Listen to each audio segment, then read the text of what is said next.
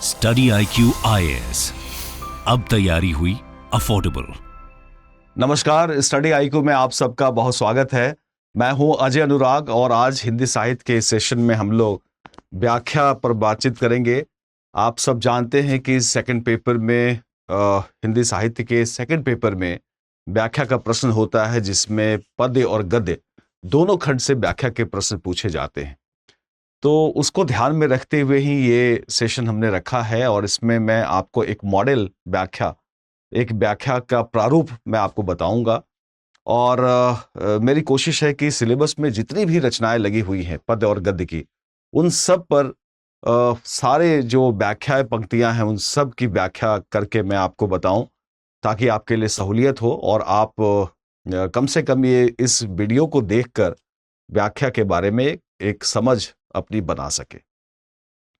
तो चलिए इसकी हम लोग शुरुआत करते हैं। मैंने शुरुआत जो है वो कबीर से की है, क्योंकि कबीर अपने सिलेबस में सबसे पहले कवि कबीर ही हैं और कबीर से ही हम लोग बात करते हैं। बात करने से पहले मैं ये भी आपको बता दूं कि एक हिंदी साहित्य का नया बैच जो है वो शुरू होने जा रहा है। ये तीसरा बैच है और ये बैच 5 अगस्त से शुरू हो रहा है। तो आप में से जो लोग अभी हिंदी साहित्य को लेकर मन बना रहे हैं या विचार कर रहे हैं, उनसे मैं कहूँगा कि हिंदी साहित्य के इस बैच को जरूर ज्वाइन करें। 4 महीने का कोर्स है और इसकी फीस जो है ये भी बहुत कम है, स्टडी IQ में आपके सामने है। और बस आपको इसके लिए ये करना है कि आपको एक कोड यूज करना है। ये मेरा कोड है अजय लाइव के नाम से। ये कोड आप यूज करेंगे तो आपको ये बेनिफिट मिलेंगे। और ये क्लास जो है दोपहर 1 बजे से 4 बजे का टाइमिंग है, यानी कि प्रतिदिन 3 घंटे ये क्लास चलेगी। तो जो लोग भी इंटरेस्टेड हैं हिंदी साहित्य में, उनकी अभिरुचि है या हिंदी साहित्य, जैसा कि आप जानते हैं UPSC में काफी स्कोरिंग विषय है, अगर आप रखना चाहें तो आप सबका स्वागत है, आमंत्रण है। अब जो कबीर की जो साखियां हैं वो 100 साखियां हमें पढ़नी है, यानी कि 100 दोहे हमें पढ़ने हैं, जिनमें सबसे पहला है गुरुदेव को अंग, फिर सुमिरन को अंग, उसके बाद फिर बिरह को अंग। और तीनों से साखियों को मिलाकर 100 साखियां हमें पढ़नी है शुरू की। साखियों को हम दोहा भी कहते हैं और साखी का जो आशय है वो है साक्षी। साक्षी का वो तद्भव रूप आप कह सकते हैं साखी है। और साखी में यानी कि साक्षी के तहत उन दोहों को रखा गया है जिन्हें संत कबीर दास ने अनुभूत किया है, जिन्हें संत कबीर दास ने एक उनकी अनुभूति का विषय रहा है, उन्होंने महसूस किया है। तो उन साखियों को इसके तहत रखा गया है। या कह लीजिए कि साखी का जो मतलब है वो यही है कि साक्षी, यानी कि एक अनुभव जनित जो ज्ञान है कबीर का। वैसे कबीर अपने सबद में भी और अन्य जगहों पे भी जिस तरीके से भी रचना करते हैं, सब में उनका अनुभव ही है, लेकिन साखी में उनके आंखों देखा साक्षी जिसको उन्होंने महसूस किया है, उसको उन्होंने रखा। बहरहाल गुरुदेव को अंग जो विषय है, इसमें अगर मैं बात करूं तो इसमें गुरु की महिमा का बखान है ना। गुरु की महिमा का बखान है। अगर इसका विषय वस्तु देखा जाए तो जितनी भी साखियां इसमें है गुरुदेव को अंग में, उन सब का विषय गुरु की महिमा का बखान है, गुरु के प्रति समर्पण का भाव है। और आप सब जानते हैं कि संत परंपरा में गुरु को सर्वाधिक महत्व दिया गया है। वैसे तो पूरी हमारे जो संस्कृति है और भक्ति परंपरा है, सभी संतों ने और सभी भक्त कवियों ने गुरु की महिमा का बखान किया है, क्योंकि गुरु ही वो व्यक्ति है जो हमारा मार्गदर्शन करता है और इस जीवन के भवसागर और उलझनों से या भटकाव से हमें रास्ता दिखाता है। कबीर के यहाँ जो गुरुदेव को अंग से जो दोहे हैं, उन सब में उन्होंने गुरु के प्रति निक्षावर का भाव, गुरु के प्रति समर्पण का भाव, कृतज्ञता का भाव व्यक्त किया है। तो इसमें हम 2 ऐसे दोहे के बारे में प्रैक्टिस करेंगे इसमें। और कुल मिलाकर जो साखियों की संख्या है गुरुदेव को अंग में, ये है 35 साखियां हैं गुरुदेव को अंग से संबंधित, ठीक है ना। और इसमें आप एक कॉमन चीज आप देखेंगे कि इसमें जितनी भी साखियां हैं उन सब में प्रायः आपको जो कॉमन शब्द मिलेगा वो है गुरु या सदगुरु या फिर दीपक, है ना, ऐसे शब्द आपको मिलेंगे।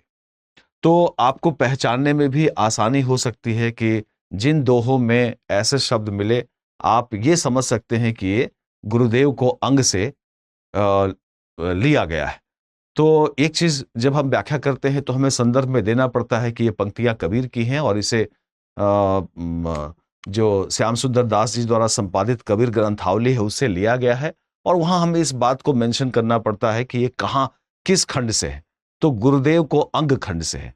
तो इसकी पहचान करने में ये आसान है कि आप जहां भी गुरु, सदगुरु, दीपक ऐसे शब्द देखें, आप समझ जाए कि गुरुदेव को अंग से ली गई पंक्तियां हैं। पहला जो दोहा है, पहली साखी है, जरा उसको देखिए आप क्या कहते हैं कबीर।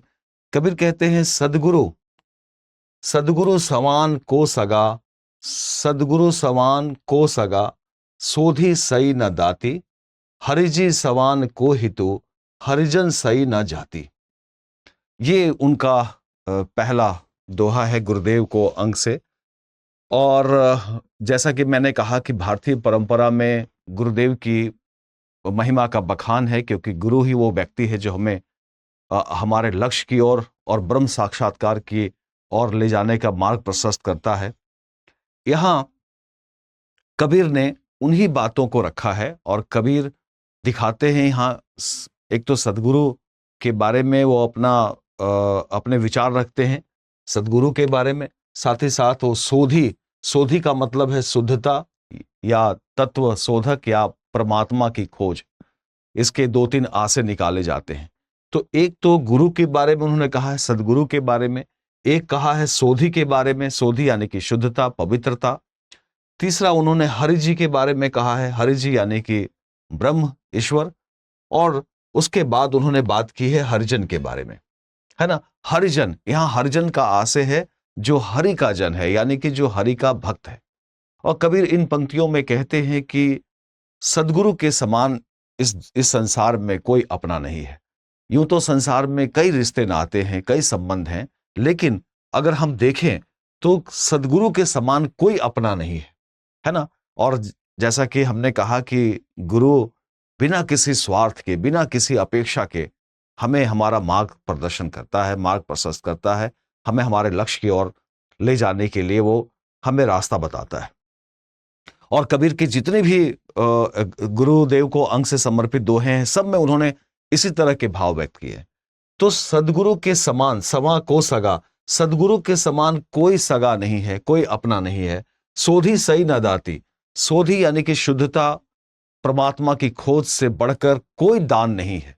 शुद्धता और पवित्रता से बढ़कर कोई दान नहीं है। दान तो हम बहुत तरीके का करते हैं, लेकिन जब हम कोई पवित्र विचार या शुद्धता के विचार को हम दूसरे को बताते हैं तो उससे बढ़कर और कोई दान नहीं है।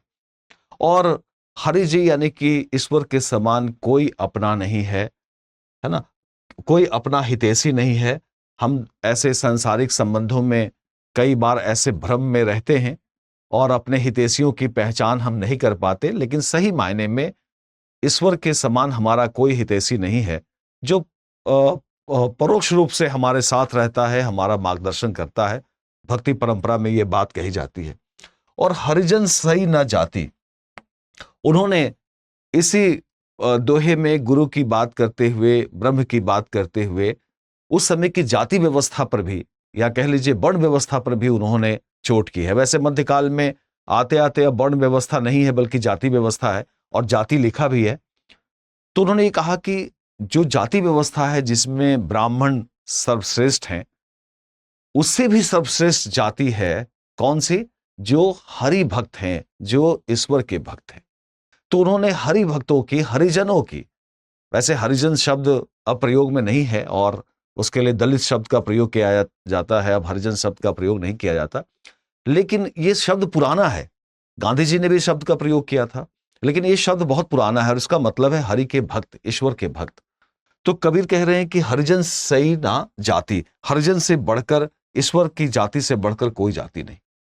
अब व्याख्या करते समय हमें क्या करना होगा? हमने आपसे पहले बताया है कि व्याख्या में ये 4-5 चीजों का ध्यान रखना पड़ता है। सबसे पहले हमें संदर्भ देना है, उसके बाद प्रसंग बताना है। संदर्भ में हमें यह देना है कि ये पंक्तियां कहां से ली गई हैं, किसकी हैं, और थोड़ा सा कवि का परिचय। प्रसंग में हमें ये बताना है कि किस प्रसंग में ये बात कही गई है, और व्याख्या में हमें उसके अर्थ स्पष्ट करने हैं। भावार्थ नहीं बल्कि अर्थ, यानी कि पूरी पंक्तियों के अर्थ हमें उसमें रखने हैं, और विशेष के तहत हमें इन पंक्तियों में जो भाव और शिल्प सौंदर्य है उसका हमें उल्लेख करना है। और उसके बाद अगर उसकी इन पंक्तियों की प्रासंगिकता बनती है, प्रायः बनती ही है, तो प्रासंगिकता हमें वहां दिखा देना है कि आज के संदर्भ में, आज के युग में इन पंक्तियों की क्या उपयोगिता है, इन पंक्तियों की क्या महत्ता है, ये हमें दिखा देना है, तो प्रासंगिकता बन जाती है। अब हमने यहां आपके लिए लिखित रूप में भी कर दिया है ताकि आपके ध्यान में रहे। तो इसे लिखना किस तरीके से है, एक जो पैटर्न है वो पैटर्न हमने दे दिया है ताकि आपके ध्यान में रहे।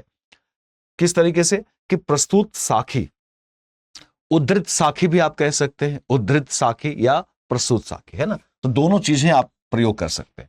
निर्गुणोपासक भक्त कवि, अनन्य साधक, है ना, अनन्य साधक एवं लोक धर्म के अधिष्ठाता संत कबीर द्वारा रचित है, जिसे कबीर ग्रंथावली के गुरुदेव को अंग से लिया गया है।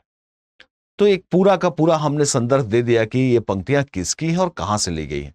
आप चाहें तो यहां यह भी प्रयोग कर सकते हैं कि डॉक्टर श्याम सुंदर दास द्वारा संपादित कबीर ग्रंथावली के गुरुदेव को अंग से लिया गया है।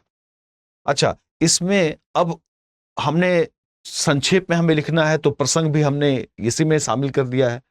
जब चूंकि अब हमें बहुत कम शब्दों में व्याख्या करनी है, आप सबको पता है कि हमारे पास शब्द बड़े कम हैं, 150 शब्द, और व्याख्या करने के लिए ये बहुत कम शब्द हैं। कई बार अर्थ स्पष्ट करते हुए शब्द सीमा हम शब्द सीमा का अतिक्रमण कर जाते हैं, बड़ी मजबूरी हो जाती है। जैसे मैं आपको बताऊं, सूरदास की आप व्याख्या करेंगे तो वहां इन 150 शब्दों की सीमा आप पार करना ही पड़ेगा, इतनी उनके पदों की व्याख्या इतनी लंबी होती है। बहरहाल इसमें आप क्या करेंगे कि प्रसंग भी एक साथ डाल देंगे, एक पंक्ति में, एक वाक्य में संदर्भ दे दिया और प्रसंग भी दे दिया, तो थोड़ा संक्षेप में हो जाता है। तो यहां हमने दे दिया किसमें कबीर ने सदगुरु, ईश्वर और भक्त तीनों की महिमा का प्रतिपादन किया है।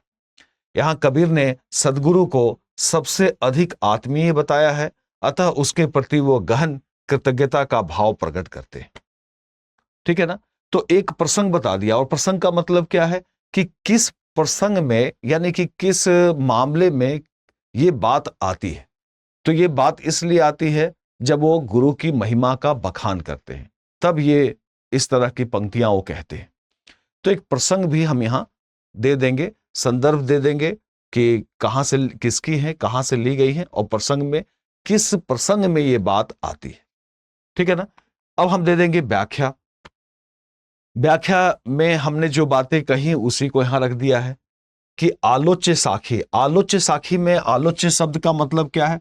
आलोच्य यानी कि हम जिसकी आलोचना कर रहे हैं, हम जिसकी आलोचना कर रहे हैं उसको कहते हैं आलोच्य, है ना। आलोच्य पंक्तियां, ये एक व्याख्या की भाषा है या लिखने की भाषा है कि आलोच्य कवि, आलोच्य रचनाकार, आलोच्य पंक्तियां, ऐसे हम लोग इसका प्रयोग करते हैं।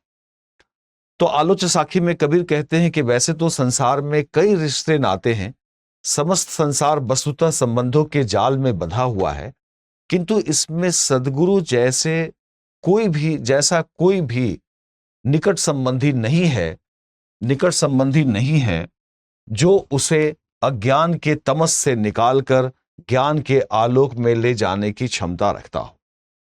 इसी तरह भारतीय धर्म परंपरा में दान की बड़ी महिमा है। सोधी सही ना दाती, है ना। तो सोधी यानी कि दान महिमा है, किंतु कबीर के अनुसार अन्य वस्तुओं की तुलना में शुद्धता का दान सर्वश्रेष्ठ है। ठीक है ना। सोधी यानी कि शुद्धता का दान सबसे अच्छा है, यानी कि पवित्र विचार, पवित्र दृष्टिकोण, कुछ भी आप कह सकते हैं, जो पवित्रता का भाव है वो सबसे बड़ा दान है। इसमें सबसे बड़ा तत्व शोधक संत ही सबसे बड़ा दाता है, जो अपना सर्वस्व दान कर देता है। कबीर ने यह भी संकेत किया है कि यद्यपि भारतीय वर्ण व्यवस्था में ब्राह्मण को सर्वश्रेष्ठ बताया गया है, जबकि भक्तों की जाति ही परम श्रेष्ठ है। तो भक्तों की जाति सभी इस पूरे जाति व्यवस्था में श्रेष्ठ है, कबीर ये कहना चाहते हैं। और इसके जरिए उन्होंने अपने समय की जो समकालीन जो जाति व्यवस्था है, रूढ़ हो गई है उस समय, और लोगों के प्रति व्यवहार उनके जातियों को देखकर किया जा रहा है। बेशक प्राचीन काल में वर्ण व्यवस्था थी, जहां इस तरह की कठोरता नहीं थी और जन्मना नहीं थी, वहां कर्मों के हिसाब से वर्ण व्यवस्था थी, उसको हम उचित ठहरा सकते हैं।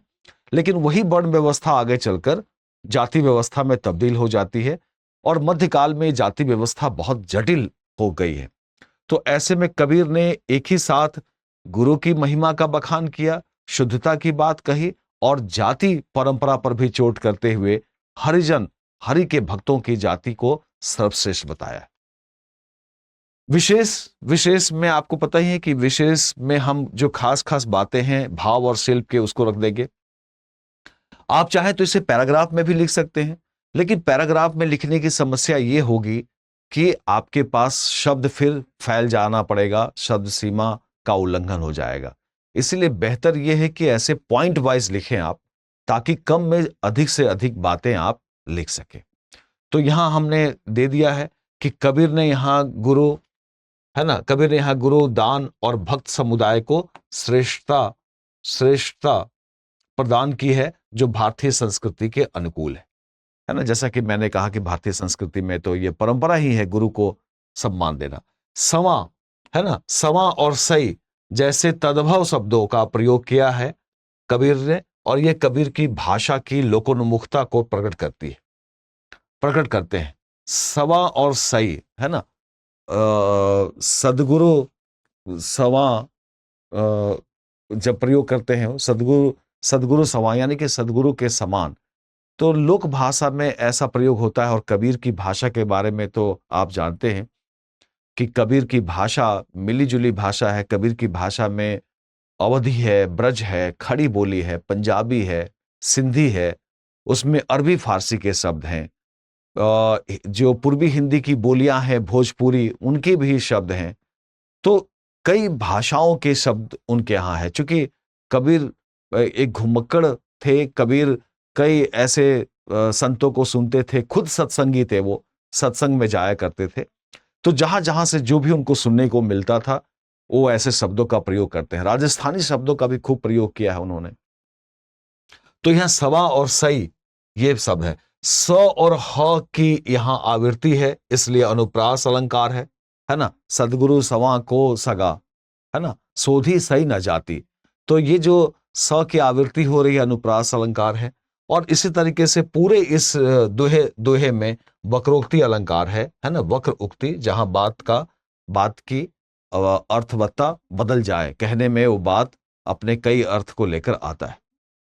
तो वक्रोक्ति अलंकार है, इसमें सुंदर प्रयोग हुआ है, जो कुल मिलाकर कबीर के काव्य कौशल को अभिव्यक्त करता है। तो इस ढंग से हम दिखा देंगे। फिर उसके बाद इसकी प्रासंगिकता की भी चर्चा हम कर देंगे कि हमारे जीवन में गुरु अथवा मार्गदर्शक की भूमिका अहम है, क्योंकि वही हमें लक्ष्य की ओर प्रवृत्त करता है। आज जब जीवन में चारों तरफ भटकाव ही भटकाव है, तो ऐसे में सच्चे गुरु की प्रासंगिकता और बढ़ जाती है। तो एक लाइन हम ये भी लिख सकते हैं इसमें, है ना, एक पंक्ति में हम इसकी प्रासंगिकता भी बता सकते हैं। तो इस तरीके से एक मॉडल आपको बनाकर रखना है, और सारे जितने भी दोहे हैं उनके अर्थ आपको देखना है। एक जो इसी गुरुदेव को अंग में जो दूसरा दोहा है या दूसरी साखी है, उसका भी जरा से समझ लीजिए। पैटर्न तो वही रहेगा, संदर्भ और व्याख्या का, संदर्भ और प्रसंग का, व्याख्या केवल बदल जाएगी, है ना, और प्रासंगिकता आप बदल सकते हैं। तो ये पंक्ति को भी देखिए, ये दूसरा दोहा है। कबीर कहते हैं कि बलिहारी गुरु आपने द्योहाड़ी के बार, कहीं कहीं लिखा है कि घड़ी घड़ी 100 बार।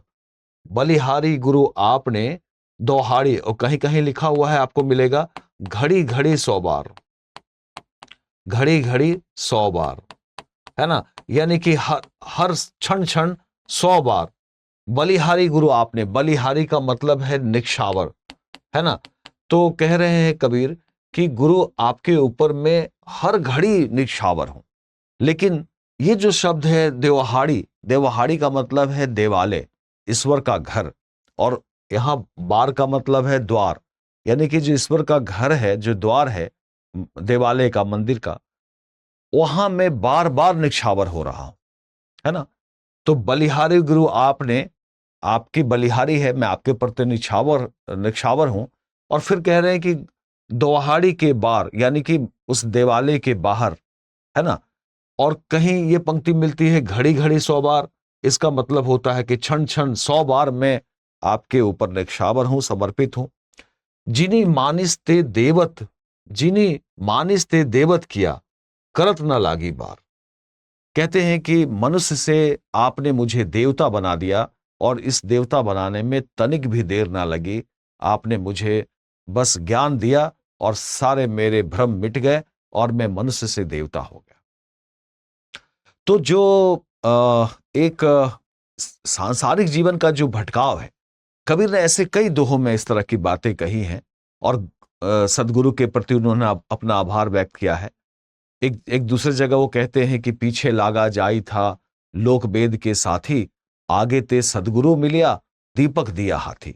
मैं लोक वेद परंपराओं के साथ चला जा रहा था, आगे अच्छा हुआ सदगुरु मिल गए और उन्होंने दीपक मेरे हाथ में दे दिया, यानी कि ज्ञान रूपी दीपक, दीपक यहाँ ज्ञान का प्रतीक है, तो ज्ञान रूपी दीपक मुझे दे दिया और मेरा रास्ता प्रकाशमान हो गया।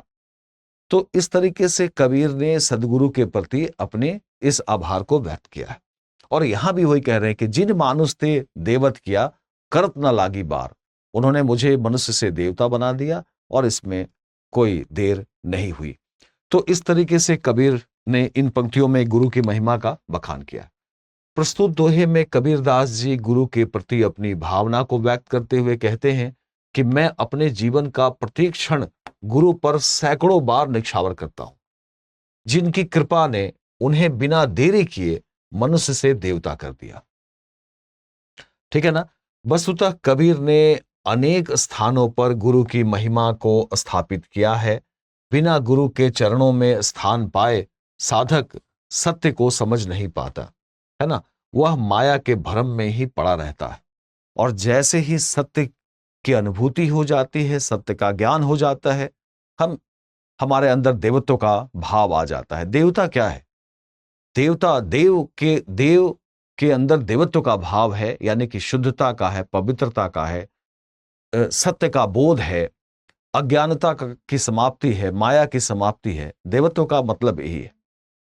तो कबीर कहते हैं कि हम जीवन संसार के विभिन्न जो क्रियाकलाप हैं, जिसे माया कहा गया है, माया महा ठगनी हम जाने, कबीर बार बार माया को कोसते हैं।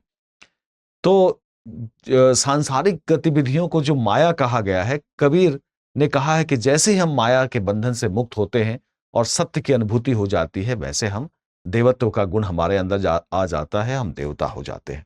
तो यहां उन्होंने वही बात कही है। विभिन्न तरह के मत, धर्म और धार्मिक विचारधारा उसे मार्ग से विमुख करती है, यानी कि साधक को जो सांसारिक अलग अलग मत हैं, मतांतर हैं, धर्म है, धार्मिक विचार हैं, ये सब साधक को उसके लक्ष्य से कई बार भटकाती हैं। ऐसे में सदगुरु ही उसे एक मार्ग दिखाते हैं जो साधक को जीवन का उद्देश्य समझा पाने में समर्थ होता है। सदगुरु ही उसे एक निश्चित राह दिखाते हैं। तो इस तरीके से सदगुरु की महिमा का बखान करते हुए कबीर ने ये विचार व्यक्त किए। अब हम अगर विशेष की बात करें, यानी कि इन पंक्तियों में विशेष क्या है, तो एक एक करके हम 3-4 पॉइंट्स बता सकते हैं। मसलन यहां बार बार शब्द का प्रयोग हुआ है, और दोनों बार बार जो शब्द है, दोनों के अलग अलग आशय हैं। एक बार जो है वो ईश्वर के द्वार के बारे में से संबंधित है ना। अगर आप पंक्तियां देखें तो एक जो बार है दोहाड़ी के बार, है ना। बलिहारी गुरु आपने देवहाड़ी के बार, जिनी मानुष ते देवत किया, करत न लागी बार, यानी कि जरा भी देर नहीं लगी बार। और यहां बार का मतलब है द्वार, या घड़ी घड़ी 100 बार। अगर घड़ी घड़ी 100 बार शब्द को लेते हैं तब तो दोनों का मतलब एक ही हो जाता है, बार, है ना, यानी कि कितनी बार, जो हम लोग कहते हैं। लेकिन यहां लिखा हुआ है जो ओरिजिनल टेक्स्ट है, ओरिजिनल टेक्स्ट में देवहाड़ी है, इसका मतलब है देव, देव का घर देवालय और उसका द्वार। तो उसके द्वार पे में एक तो गुरु के प्रति निछावर का भाव है और दूसरा देवालय के द्वार पर वो निछावर होते हैं। तो यहां दोनों शब्द का अलग अलग है। बार बार में यमक अलंकार है, और यमक अलंकार आप जानते हैं कि एक शब्द की पुनरावृत्ति होती है और दोनों बार उसका अर्थ बदल जाता है। जैसे हम लोग करते हैं कनक कनकते 100 गुनी मादकता अधिकाय, या खाए बोराए व पाए बोराए। तो यमक अलंकार का एक प्रयोग हम लोग देखते हैं। उसी ढंग से यहां बार बार जो शब्द आया है दोनों के आसे अलग अलग है, तो उसका उपयोग हुआ है। गुरु अपने ज्ञान के माध्यम से साधारण मानव को भी देवता के तुल्य बना सकने में समर्थ है। गुरु की महिमा को यहां कबीर ने स्थापित किया है। ठीक है ना। तो इस ढंग से हम इन पंक्तियों की विशेषता बता देंगे। इसमें हम इस बात का भी उल्लेख कर सकते हैं कि देवहाड़ी का प्रयोग कई ऐसे बोलियों में मिलता है, राजस्थान और दूसरी बोलियों में मिलता है, भाषाओं में। यहाँ कई जगह कबीर के इस शब्द के जगह पे घड़ी घड़ी 100 बार का भी प्रयोग किया गया है। तो इस तरह का भी उल्लेख हम लोग कर सकते हैं। विशेष का मतलब है कि जो भी उन पंक्तियों से संबंधित विशेष बातें हैं उसका हम उल्लेख कर सकते हैं। और अब दिखा देंगे प्रासंगिकता। प्रासंगिकता यानी कि आज इन पंक्तियों का क्या महत्व है। तो हम बता सकते हैं कि हमारे जीवन में सदगुरु की इतनी असीम कृपा है कि उसके प्रति समर्पण के सिवा कोई और भाव नहीं है ना। घड़ी घड़ी 100 बार, अगर उसका वो दूसरा टेक्स्ट लिया जाए तो कबीर कहते हैं कि मैं गुरु के प्रति, बलिहारी गुरु आपने, आप महान हैं, आपके प्रति समर्पण का भाव है और घड़ी घड़ी 100 बार है, क्योंकि आपने क्या किया, आपने एक बड़ी कृपा की और मुझे मुक्ति दे दी, मुझे बंधनों से मुक्त कर दिया।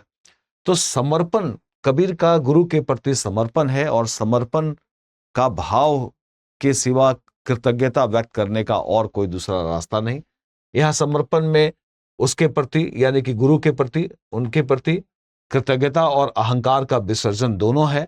आज के भौतिक जीवन में, है ना, या आज के भौतिकतावादी जीवन में ऐसे मूल्यों की अति आवश्यकता है ना, ऐसे मूल्यों की अति आवश्यकता है। क्योंकि आज हमारे अंदर, हम सबके अंदर एक कहीं ना कहीं भौतिक जीवन में एक अंधकार, एक अहंकार का भाव तो है ही। आज हम सबके अंदर ये एक बड़ी सामान्य सी प्रवृत्ति है कि किसी ना किसी वस्तु, किसी ना किसी पद प्रतिष्ठा को लेकर हम सबके अंदर अहंकार है। संत मार्गों के यहाँ निवृत्ति की बात कही गई है ना। और इस निवृत्ति का मतलब है निवृत्त हो जाना, और निवृत्त होने का मतलब है जो संसार की जितनी ऐसी बुराइयां, विकृतियां और जो ऐसे हमारे जो जीवन में जो इस तरह की प्रवृत्तियां हैं, इन सब से मुक्त होना। कई बार कबीर की व्याख्या करते हुए या कबीर की पंक्तियों को पढ़ते हुए ये भी आस से लगाया गया कि कबीर निवृत्त मार्ग ही हैं, और इसका मतलब है वो संसार को छोड़ने की बात करते हैं। और कबीर ने कुछ ऐसी पंक्तियां भी लिखी हैं, है ना। यह संसार कागज की पुड़िया, बूंद पड़े गल जाना है, रहना नहीं देश बिराना है। यह संसार कागज की पुड़िया, बूंद पड़े गल जाना है। लेकिन आप यहां ध्यान रखेंगे कि कबीर संसार को छोड़ने की बात नहीं कहते। कबीर ने भी घर बसाया था। कहते हैं कि कबीर ने विवाह किया था और उनके 2 बच्चे भी थे, बेटी और बेटा और बेटी, है ना, कमाल और कमली नाम से, कमाल और कमाली ऐसा कहा जाता है। तो कबीर घर छोड़ने की, संसार छोड़ने की बात नहीं करते। संसार की जो बुराइयां हैं, विकृतियां हैं, जो हमारी जो सीमाएं हैं, जो माया के बंधन हैं, उनसे अलग होने की बात करते हैं।